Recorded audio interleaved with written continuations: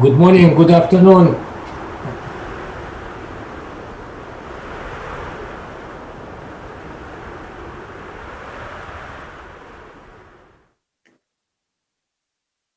Good morning, everyone, and welcome to today's briefing discussing nature-based solutions for carbon storage.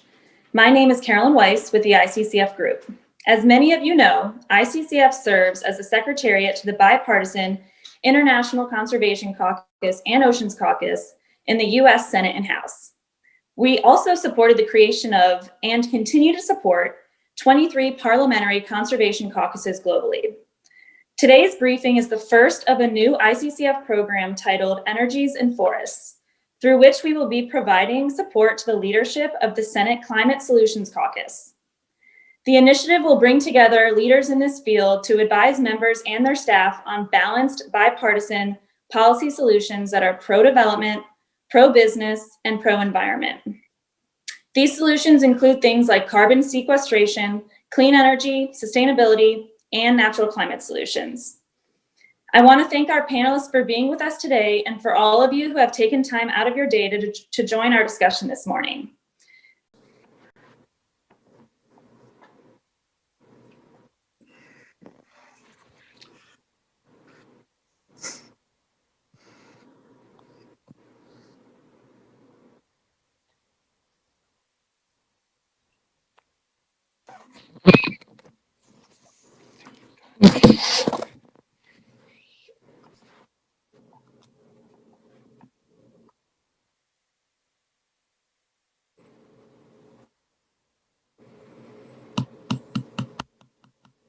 Hi, I'm U.S. Senator Chris Coons from Delaware. I'd like to thank the ICCF for hosting today's important discussion.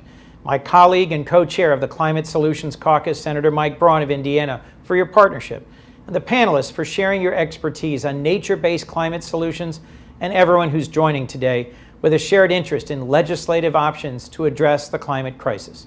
Senator Braun and I founded the Climate Solutions Caucus in 2019 and introduced the Trillion Trees and Natural Carbon Storage Act with Senators King and Young in December of last year. This would fund international reforestation and conservation, support USDA nursery programs, and require federal agencies to increase carbon sequestration in U.S. forests, grasslands, wetlands, and coastal habitats. Both bills are examples of bipartisan support for climate action that I'm hopeful we can pass in this Congress. And I look forward to working with the Biden-Harris administration and my colleagues on a bipartisan basis to advance meaningful climate policies. Thank you for participating in this important discussion, and my thanks to the expert panelists joining us today with their recommendations. I look forward to building support for these solutions and appreciate the opportunity to highlight them. Thank you, Senator, for your leadership and continued support on these issues and many other conservation issues. Again, apologies about that little crash there, but we should be good for the rest of this conversation. So apologies for the delay. Next, we're going to hear from Senator Mike Braun of Indiana, who was the most recent chair of the Senate Ag Subcommittee on Conservation, Forestry, and Natural Resources. Thanks, Senator. Good morning, everyone.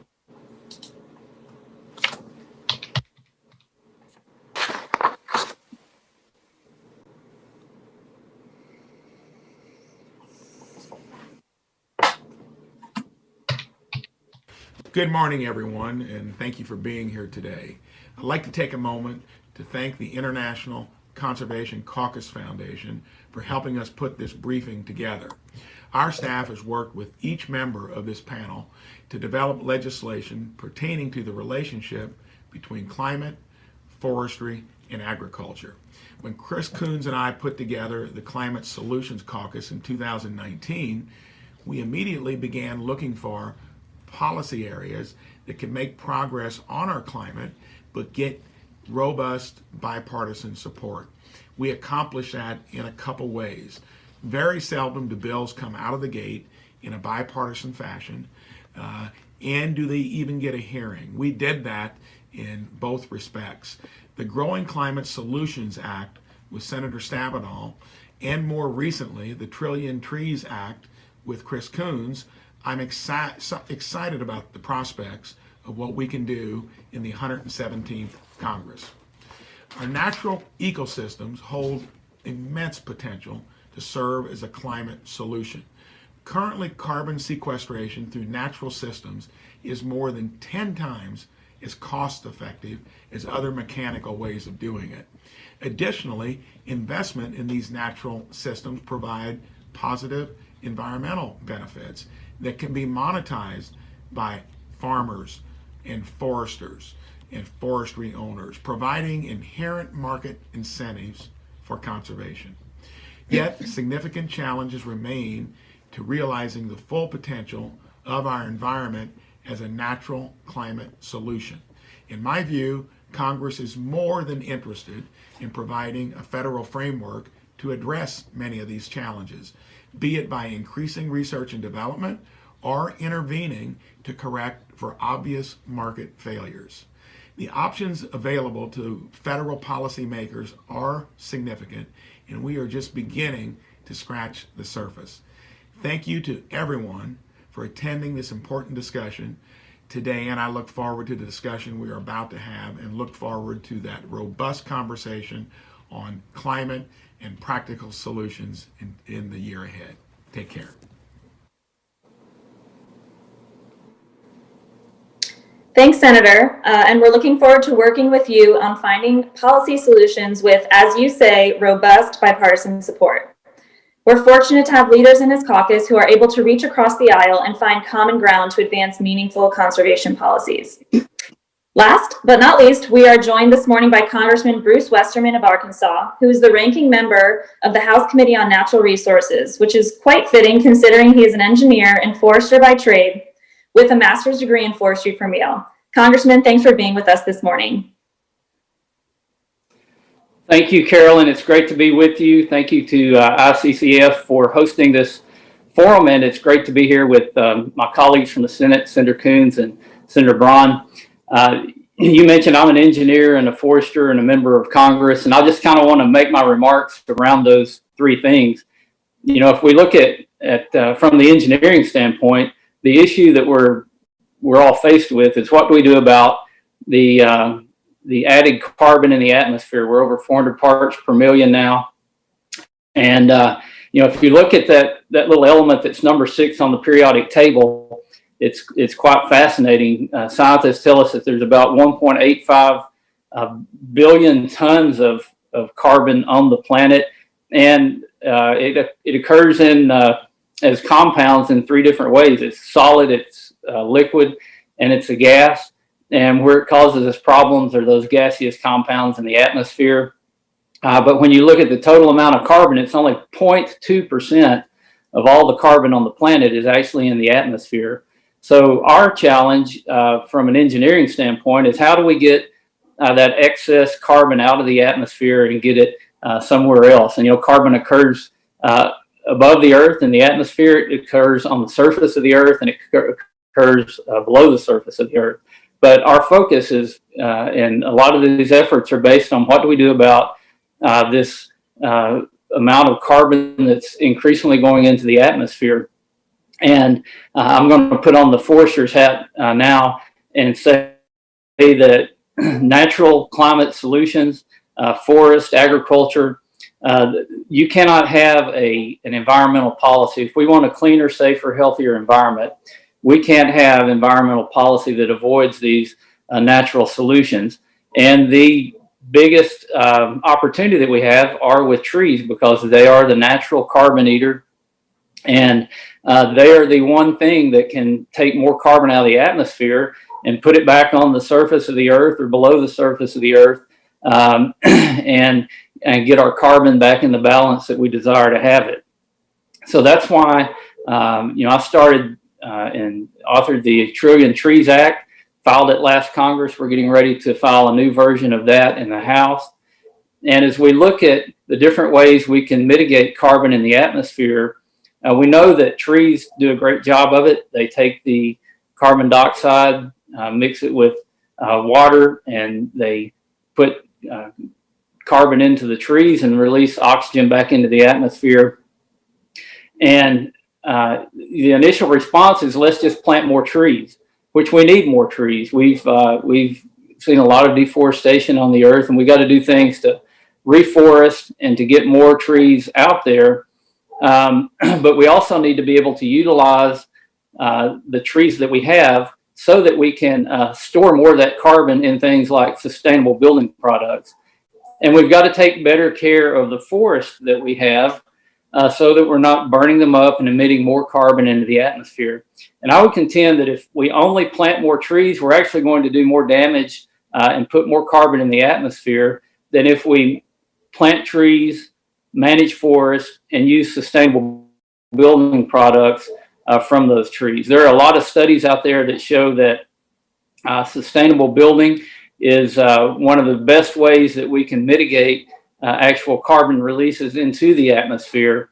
And we're seeing great advances in things like mass timber construction, where you're storing huge amounts of carbon in these wooden buildings. And as we look at infrastructure projects to rebuild, I think that this has to be a major part of it. The other problem is if you plant a lot of trees and you have no management plan for them, you're eventually just going to create the scenarios like we're seeing out west, where we have overstocked lands and they get stressed. You either get man-made or natural induced fire, and you end up sending a lot of that carbon right back up into the atmosphere.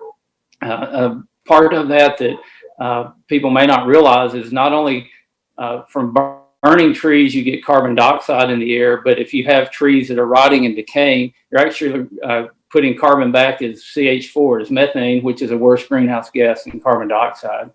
So there's a lot of things we can do with agriculture, incorporating organic fertilizers and things like biochar into the soils to increase soil carbon. But our main focus has to be on planting trees, managing for healthy forests, and using those forests for sustainable building products. And that's what the Trillion Trees Act is all about. So with that, I'll yield back and look forward to the discussion.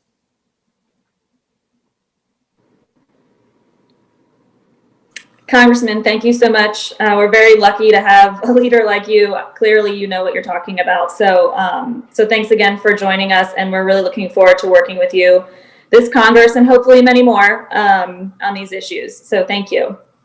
So let's get right into the panel. For all of you tuning in on our YouTube live page, you're going to see a chat box on the right of your screen. Please use this to enter any questions you would like to ask the panel. Please include your name and affiliation if you would like the panelists to know who you are. We will be pulling some questions from this chat box to finish out our discussion. So without further ado, I'd like to introduce our first panelist, Alex Rudee, manager of the U.S. Natural Climate Solutions at the World Resources Institute. Please go ahead, Alex. Thanks, Carolyn. I first want to offer very big thanks to Senator Coons, Senator Braun, and Congressman Westerman for their remarks today and for all their hard work on this important issue. I'm going to pull up a few slides, so just bear with me for a moment.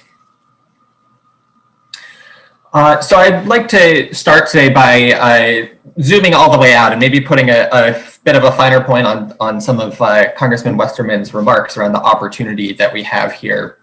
So the Intergovernmental Panel on Climate Change tells us that in order to keep global temperature rise to safe levels around 1.5 degrees Celsius this century, we need to reduce greenhouse gas emissions all the way to net zero by the middle of the century. That means our first priority needs to be on reducing greenhouse gas emissions from things like energy use, industry, and agriculture. But we know even with ambitious efforts on all those fronts, there's likely still going to be some slice of remaining emissions that are not feasible to completely eliminate by mid-century. That means that we also need to focus on removing carbon from the atmosphere through a combination of natural and technological approaches. So my colleagues at the World Resources Institute and I have done quite a bit of research into these carbon removal pathways, and we think we really do need an all of the above strategy on this front. But not all carbon removal pathways are created equal.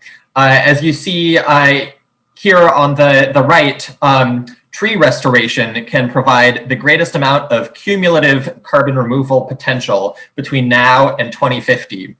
That's because Tree restoration is well established. We know how to plant trees at scale, and it's very cost effective compared to some of the other emerging technological solutions. Now, that's not to minimize the importance of new technologies. We certainly need R&D on things like direct air capture that can provide greater removals at scale if we look further out toward later in the century. But in terms of things we can get started on right away that will suck carbon out of the atmosphere, restoring trees to the landscape should be at the center of that agenda. So when I talk about tree restoration, your minds may jump immediately to reforestation, and that's certainly a big part of what I'm talking about here. But I want to stress that there are also many other ways that we can restore trees to the landscape. In our research, we found that actually the biggest carbon removal potential is from restocking degraded forests across the country. But there's also opportunities to integrate trees into other land uses like pasture land with livestock, cropland through agroforestry systems, and integrate more trees into cities, which of course not only sequester carbon, but also can reduce emissions from residential energy use. If we pursue all of these opportunities to their maximum feasible extent, our research indicates we could grow up to 60 billion more trees in this country in the next 20 years. That's nearly 20% more trees than we have right now. All of those new trees could sequester over 500 million tons of CO2 per year, which is as much as our entire agricultural sector emits in greenhouse gas emissions right now. So that all begs the question, what can the federal government do to support our country growing billions more trees? Well, the first and perhaps most obvious thing is we need to address financial barriers here.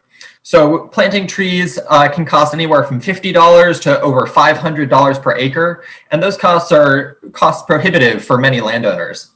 The majority of opportunities here are on private land, so one of the most important things that the federal government can do is to incentivize additional carbon storage in trees on private lands. We can do that through a tax credit approach, or we can also do that through a targeted expansion of existing USDA conservation programs like CRP and EQIP that specifically target carbon sequestration in trees and forests. But we also have a low-hanging fruit opportunity here to accelerate reforestation on federal lands by removing the funding cap on the Reforestation Trust Fund that provides the Forest Service resources to conduct reforestation projects. There's bipartisan legislation already introduced in the last Congress called the Replant Act that would do just this to accelerate reforestation on federal lands. But it's not enough just to pay people to plant trees. We also need to make sure that this effort is backed by science, and that means having safeguards. We need ecological safeguards to make sure we're planting the right trees in the right places. We want to focus on native species where we can, and on areas that have historically supported forest cover.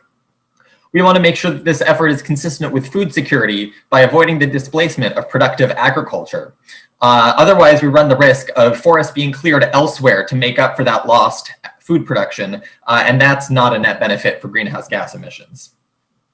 We also need to make sure we're accounting for greenhouse gas impacts across the entire life cycle of growing trees, and that includes accounting for emissions from harvest or other forms of mortality. And on this point, to offer a critique to some provisions from the House version of the Trillion Trees Act, we can't determine in legislation that a certain product like bioenergy from forests is carbon neutral. We really need independent scientists to study that evidence and make a determination there on a case-by-case basis. We also don't want to promote additional harvest in federal forests in the name of forest management without first thoroughly investigating and making a determination on the net impacts that would have on greenhouse gas emissions, carbon storage, and local environmental resources. So it's important we look at the whole life cycle and conduct really thorough scientific analyses of actions on this front. And then third, there's many things that the government can do to lay the groundwork for this effort to be successful. That includes building out nursery capacity to supply our future supply of seedlings. That's something that Senator Coons and Senator Braun's Trillion Trees and Natural Carbon Storage Act has begun to fund. We can also support technical assistance networks through things like land-grant universities, local NRCS offices, and regional climate hubs.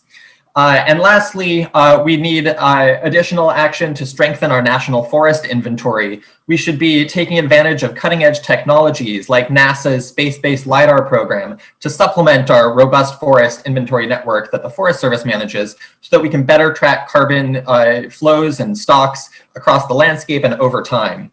So these are a number of things the federal government can do today to pave the way for healthier forests, more trees, and greater carbon sequestration tomorrow.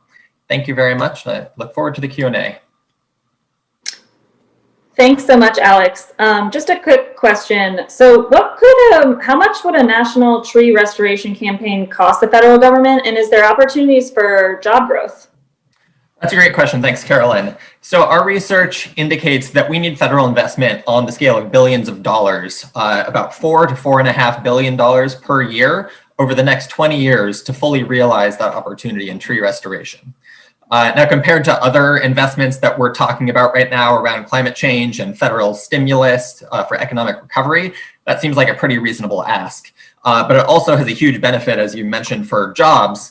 The latest research shows that we can get anywhere from 30 to almost 40 jobs per every $1 million invested in restoration of landscapes and trees. So that means with $4 billion a year, we could be creating over 150,000 jobs. That's 3 times more jobs than the logging industry supports right now. So this is a huge opportunity that could transform our land sector and really put people back to work across the landscape. Wow, that's awesome. Okay, thanks, Alex. And we'll get back to you kind of towards the end of the conversation here when we have some of our group questions. Great, thanks, Karen.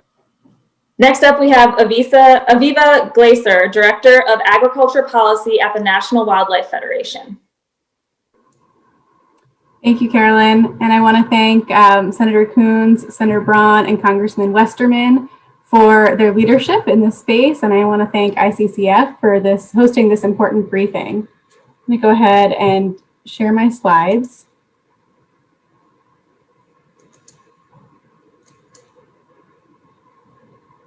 Great. Well, my name is Aviva Glazer. I'm the Director of Agriculture Policy with National Wildlife Federation, and I'm very excited to be here today to talk with you about natural climate solutions.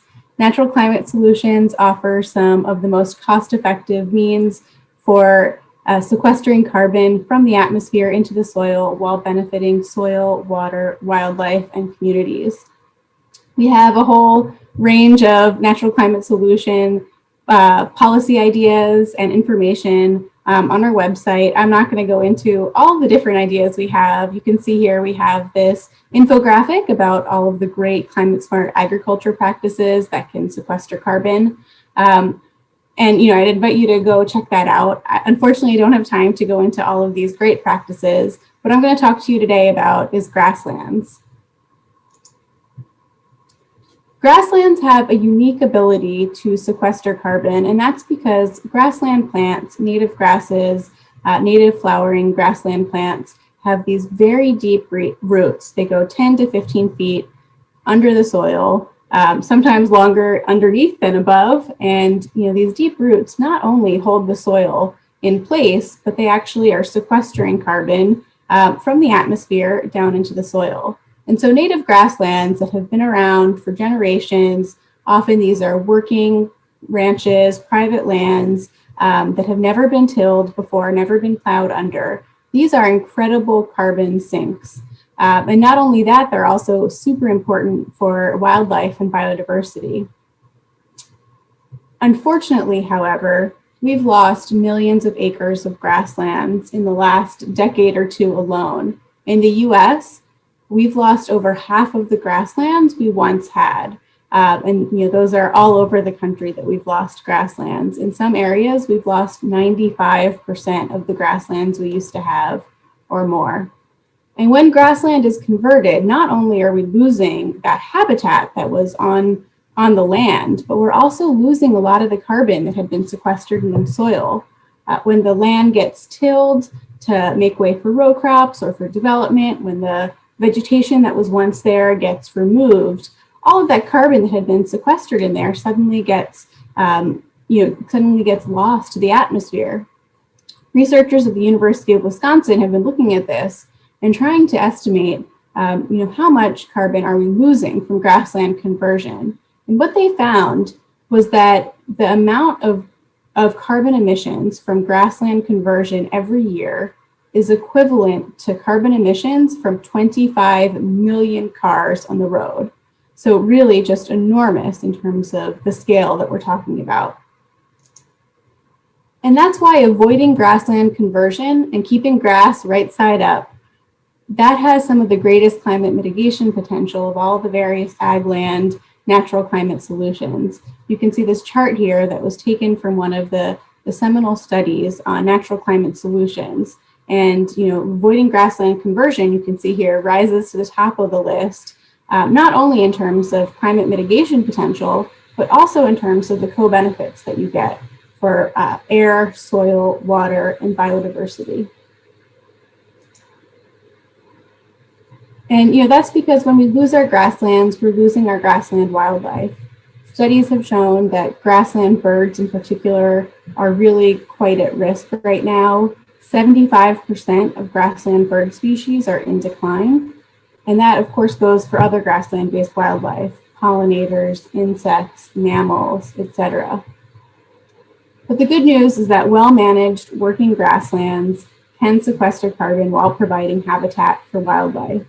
By adopting practices like prescribed grazing and rotational grazing, ranchers can really improve the amount of carbon that ranches can sequester and provide that habitat for wildlife.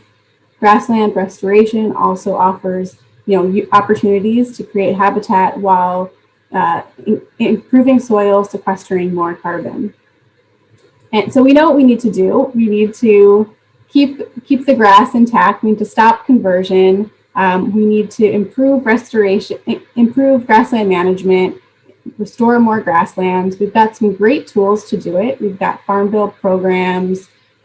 We've got grassland easements and working lands programs, but we don't have enough. We still have a huge need to do more for grasslands. That's why last month, the CEO of National Wildlife Federation joined with the CEOs of sportsmen and other sportsmen and wildlife conservation organizations calling for bipartisan action on grasslands, saying that we need to do more on grasslands. We are proposing a new North American Grasslands Conservation Act, modeled after the North American Wetlands Conservation Act, something that would be have support, bipartisan support. We believe it would be incentive-based, landowner-friendly, in order to sequester carbon, benefit wildlife, and support working grasslands. So we're really excited about this idea. I've got my information here. If anybody wants to reach out, please feel free, and we can talk more about this concept. But with that, I'll turn it back to Carolyn. But just excited about this idea and about all of the potential for bipartisan action on natural climate solutions. So thank you. Thanks so much, Aviva. Quick question, you were just talking about maybe a national policy for grasslands. Would a one-size-fits-all approach work? Or, I noticed from the pictures there were a bunch of different type of environments and ecologies. Would we need to have a little bit more of a tailored approach? Yeah, I think that's right. I think that there needs to be some tailored approaches for various ecosystems. Alex, when he was talking about trees and how they're part of these natural climate solutions, he said that we need to have the right tree in the right place.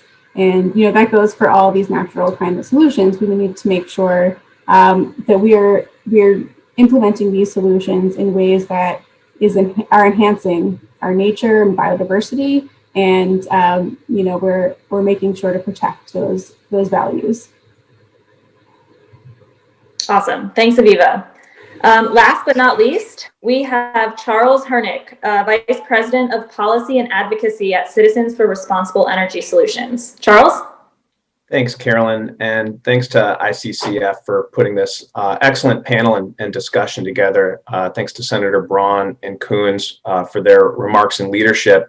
But I do want to offer a special thanks to Congressman Westerman for his leadership and willingness to be first out the gate and really provide leadership opportunities for the GOP to push forward on climate solutions and the Trillion Trees proposal in particular. I work for Citizens for Responsible Energy Solutions, an organization that's focused on all of the above clean energy solutions, and is on enabling the marketplace and pushing forward with free market ideas and proposals. And I come at this discussion having worked for almost 2 decades in ecology, at the crossroads of ecology and economics, and having worked across the US and in a dozen countries around the world.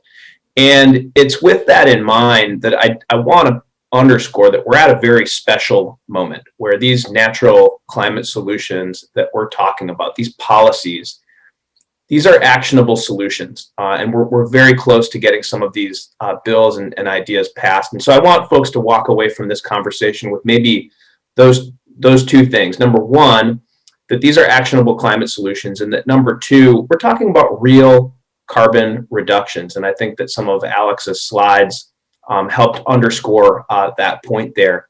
But some of what I also want to share is that this is really where the consensus is for the American people. Just 2 days ago, my organization, Citizens for Responsible Energy Solutions, we released a poll that revealed broad bipartisan approval for increasing government support for clean energy development and common sense, all of the above climate solutions.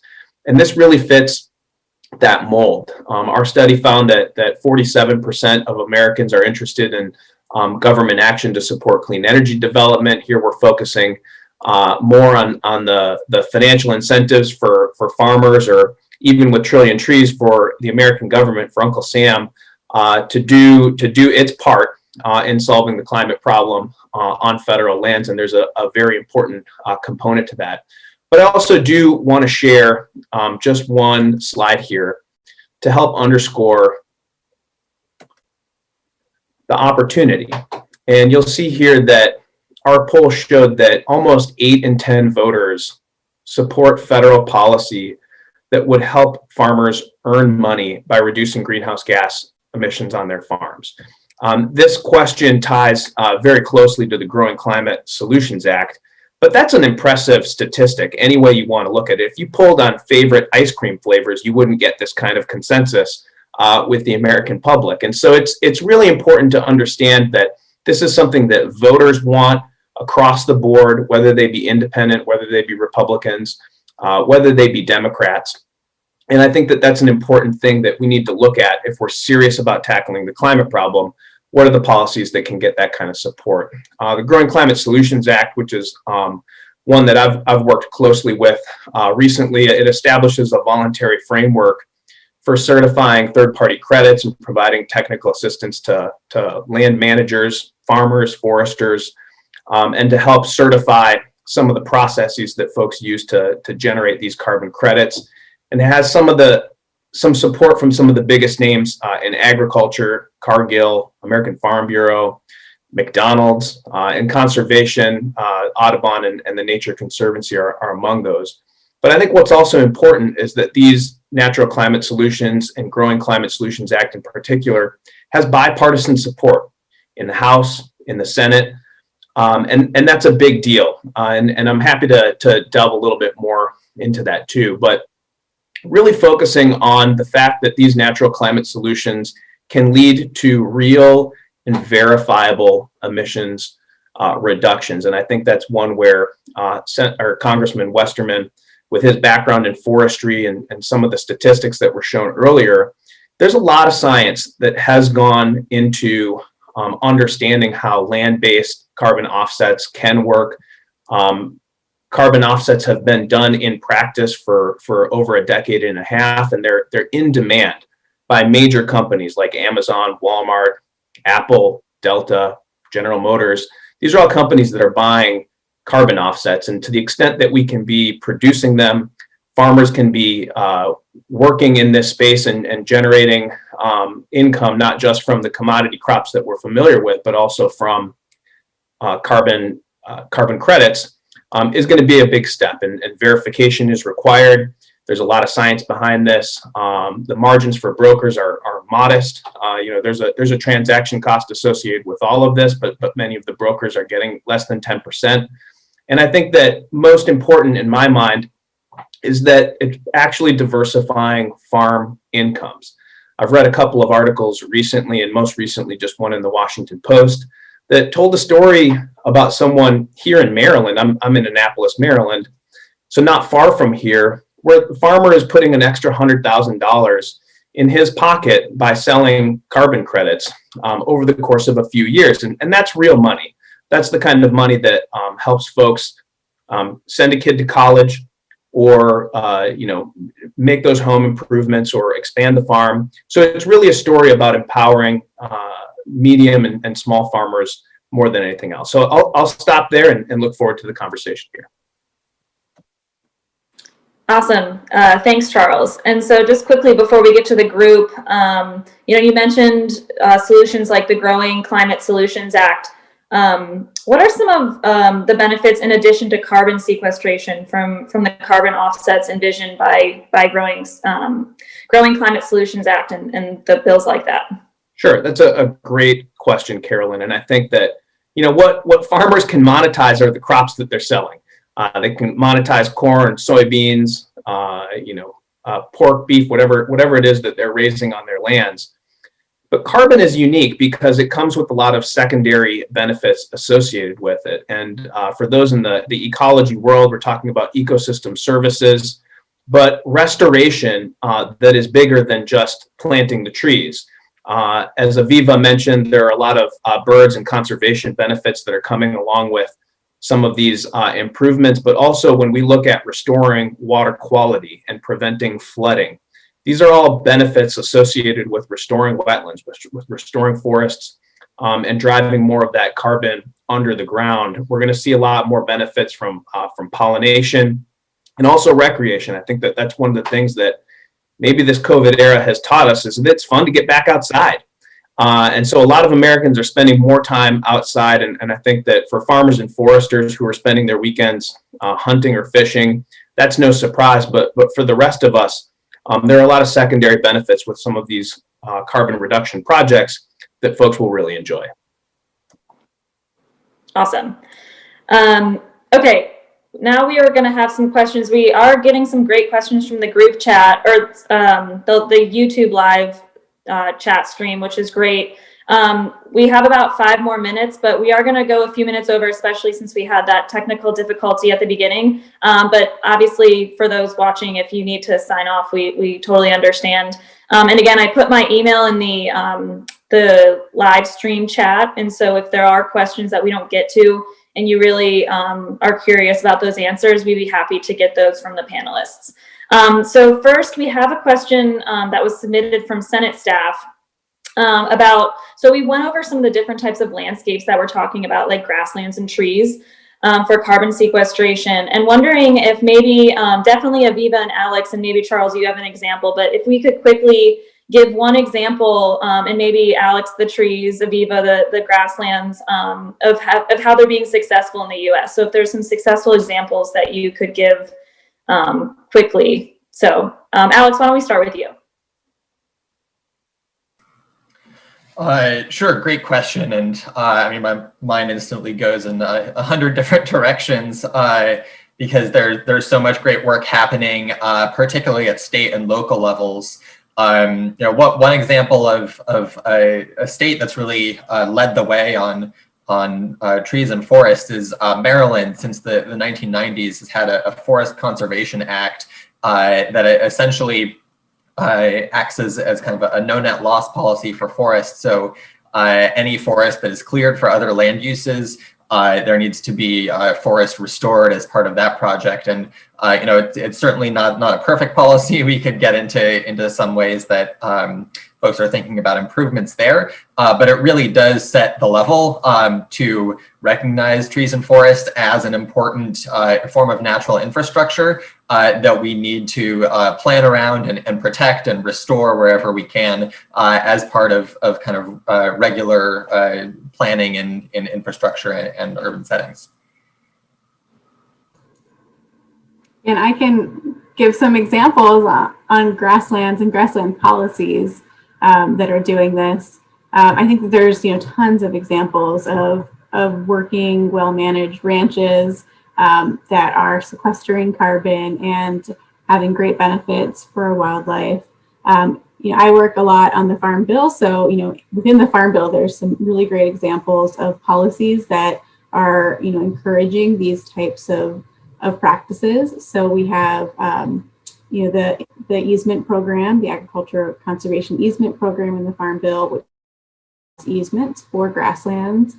Those will help to ensure that grasslands aren't converted because they have easements on them. There's also the Sod Saver program within the Farm Bill, which is specifically aimed at preventing conversion of grasslands. Right now, it only applies to 6 states. Hopefully, in the next Farm Bill, it'll apply all over the country to prevent more conversion of grassland. And then there's also great working lands program examples as well within the Farm Bill. And Charles, if you have anything to add? Yeah, maybe I'll just, jump in briefly, and my experience is more from, meeting with individual farmers. And I think that the job of many farmers that I've met with and talked to is to, create income for their household. And years ago, they may have cut down the trees on a patch of land, and in many patches of land, if that was the case. But I've talked to a lot of farmers that, in the US and really around the world, that have that patch of land that's just marginal production, and every year it never quite produces what they were hoping for. And Natural Climate Solutions and Growing Climate Solutions Act in particular offers another mechanism for them to get paid for some production on that patch of land, and it offers them a chance to switch from corn and soybeans to growing trees and getting paid for it. And so it really is a benefit for the farmer, and something where through these kinds of voluntary approaches, we're empowering farmers to make their own choices and really do what's best in their own backyard. Awesome. Thanks, Charles. A next question we have is from Chandler from Green Trees. And forgive me, I'm more of an oceans person, so I'm a little newer to this conversation, but the question has to do with hardwood nursery material. So he's saying, it sounds like he's saying that our conversation hasn't really, in terms of carbon reforestation, hardwood nursery material hasn't really been included in some of the solutions. So I don't know if any of you have any thoughts on that and how it can be included in part of the solution. But maybe, I don't know if Aviva or Alex, maybe start with this one. Yeah, I can start. I did briefly mention in my remarks that expanding nursery capacity is a really important step we can take to lay the groundwork for a major tree restoration campaign. I certainly realize that we don't currently have the supply of seedlings that we would need on a national scale to make this successful. As I mentioned, Senator Coons and Senator Braun's legislation starts in that direction with, I think it's $10 million per year to build out nursery capacity. I'm not sure if that's inclusive of both softwood and hardwood nurseries, but certainly that's the kind of steps we can take at the policy level to start to build out our national nursery capacity. I would say we can also, do things in policy to create low-cost finance for private nurseries to leverage the private sector in building out that capacity further. Thanks, Alex. I don't know if Aviva or Charles, anything to add, or we can move on to the next one. Well, I think Alex covered that pretty well. I'll just add that there's, very, very much this is relevant in the grassland space also, and ensuring that we have enough native grassland seeds that we can actually do grassland restoration. So very similar issues in the different ecosystems. Great. And this next one's from Kate Wall from IFAW.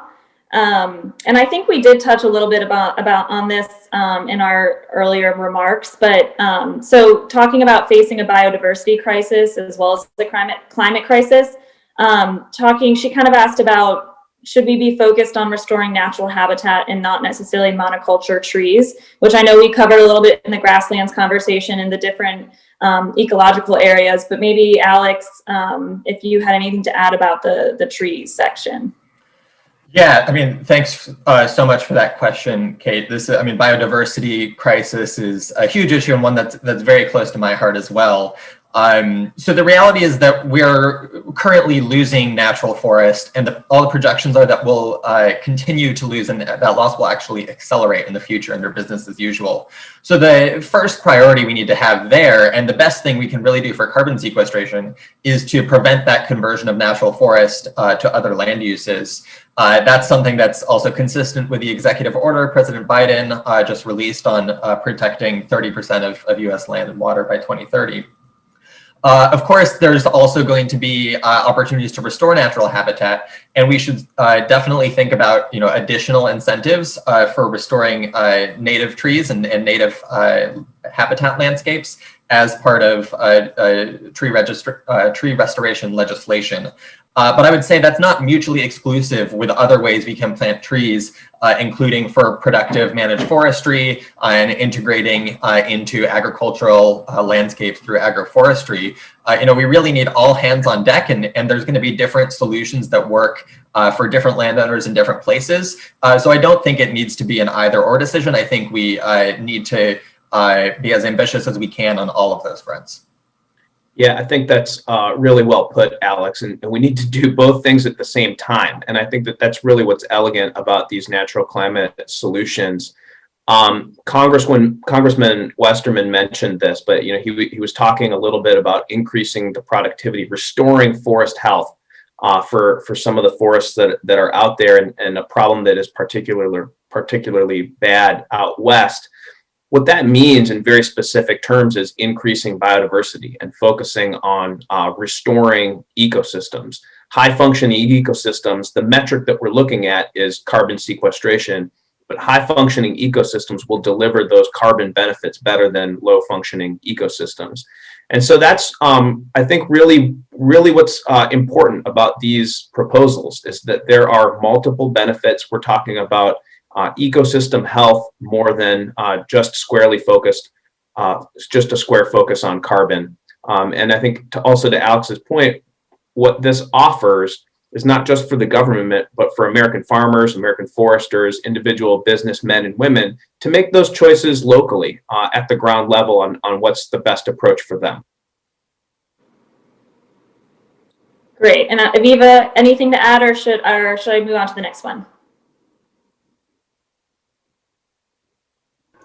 I think they covered it. Thank you. Awesome. Okay, so next one, we'll do two more. And again, thanks for everyone's time. I know we're going a little over. So we have one from Brett Sparks with Kelly Dry. He's curious to hear the panelists' thoughts on carbon registries to stimulate private investment in areas of growth for this sector. So maybe Charles, start with this one. Yeah, that's great. There are a number of carbon registries that are out there, but what you're seeing with with the Growing Climate Solutions Act, this is a metric for creating transparency and benchmarking, really for carbon sequestration. To the extent we can see more of that, we will have more demand and more supply for these types of land-based terrestrial carbon offsets. And this is one where I read the Wall Street Journal. I'm an old-fashioned guy. I get the paper every day. Every day I open it up, and there's another company that's pledged to get to net zero carbon emissions by mid-century, or by 2040, or by 2030. And these types of opportunities and will help. These types of carbon credits will help deliver the results that those folks need. But more registries are really what we do need to offer that kind of transparency and really accountability, so that the American public, so that shareholders on a voluntary basis can hold those companies accountable for what they're committing. And I think that what you see there is then a major opportunity for a market-driven approach, so that American customers can make a decision between Target and Walmart, not just in terms of price and availability of a product, but in terms of what they're doing to fulfill those corporate commitments that Americans care about to a greater extent. And so we do favor voluntary proposals to have more folks report to registries and be able to buy some of these carbon offsets from American farmers and foresters. I can also offer a quick thought on the registry question. Certainly, offset markets and the private sector generally is a very important piece of the puzzle here when we think about tree restoration. But the reality is that the way current offset markets are set up, they're not going to be sufficient to reach the scale we need. There's a lot of reasons for that, but one of the big ones is the transaction cost involved in entering the market. Landowners need to have an inventory, pay costs associated with credit registration, engage in long-term contracts. Those are all real costs to the landowner that make the cost-benefit equation go in the wrong direction for so many, particularly small landowners. So solution that's going to work well for some folks and not well for others. And so we need to include these markets in the way we think about the solution, but also go bigger and think about other ways that public policy can address some of these needs that different landowners have. Great, thanks, Alex. And Aviva, anything to add? Yeah, I think that's right. And, the scale of the problem means that we have to look into all solutions to make sure that we are being as ambitious as possible. But, it can't be done only through offsets. We need to make sure we have additional investments for additional carbon sequestration beyond just offsetting emissions. So again, it's looking at all the solutions and being as ambitious as possible in trying to address climate change. Great. We still have Congressman Bruce Westerman on. So I want to give him an opportunity to ask a question or make a remark if he pleases. So I just give him 1 second here to pop on and say something if you'd like. Thank you, Carolyn. Good to be back. Interesting discussion, the kind of discussions that we need to have. I think when we look at public versus private landowners in the natural climate solutions field, it's the private sector that's going to lead this. If you look at public lands across the country, most of them are net emitters of carbon right now. You look at the states of California and Colorado where they're not managing their forest, and you're seeing a decline in the amount of standing timber in those states. Where you come to the south, my home state of Arkansas, there's 20 million more tons of forest biomass in the state of Arkansas today than there was this time last year. You find that all across the south where they're using active forest management. And Aviva's comments about looking at it from an ecology standpoint and coming up with landscapes that you've got to look at this on a broad scale. And it's more about just growing more trees. When you destroy certain kinds of habitat, like early successional habitat, you're going to damage your wildlife population. So if you do this correctly and you're managing for multiple purposes, you can increase the amount of wildlife and biodiversity, not just animal biodiversity, but plant biodiversity as well.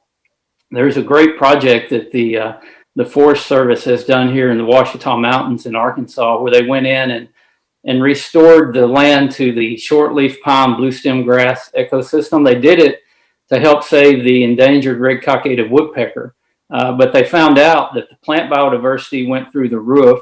So did the animal biodiversity. It's provided great habitat for the woodpecker. And they did this by doing selective harvest, and they actually paid for the restoration project without having to have outside funds come in. So market-based solutions are the key to this. If we try to subsidize it all with government funds, we're going to end up with things like CRP, where you can go to the Delta in Arkansas and see pine plantations on sites that should have never had pine planted on them. But if we're smart about it and we plant hardwoods, restore bottomland hardwoods, and use the science and use it correctly, and embrace all the opportunities that we have, I think we've got a really high limit on the things we can achieve. Congressman, thanks so much. And again, your passion on this subject is really refreshing. So thank you. And I don't know if any of the panelists want to remark on anything that he said. Otherwise, we'll get into our last question.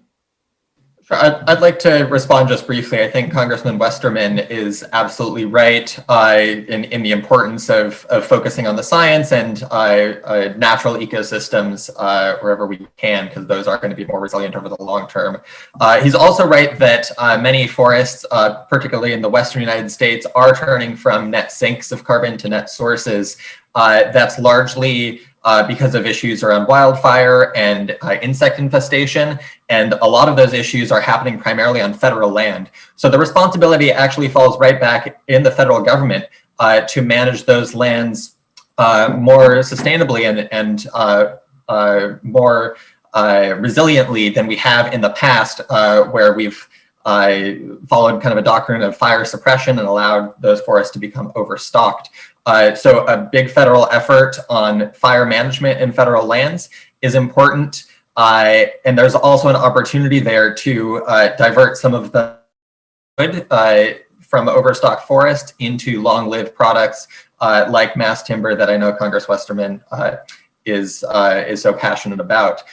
So we do have opportunities in those western states to create more climate resilient forests, and that responsibility falls right back in Washington, D.C. to do that. Thanks, Alex. Charles or Aviva, anything before we move on to our last question?